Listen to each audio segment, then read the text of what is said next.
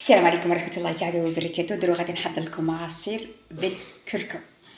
دوك غادي نستحق 2 حبات تاع ليمون، يعني نقيتهم، والسكر والماء والكركم اوتوماتيك.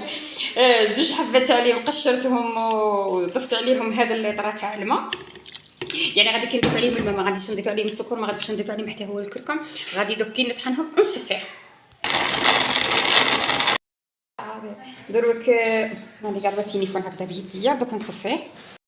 انا كي صفيتو دوك نضيف فوقه الماء ونبدا نصفيه به بالمغرف هكذا. صفيتو دوك نرجعه في بسم الله. دوك نزيد عليهم السكر، نضيف السكر ونضيف الكركم وندير.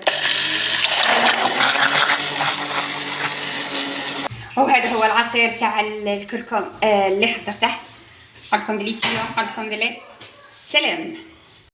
العصير تاع الكركم اللي حضرته يعني عصير نقولكم بلي صحي. سلام.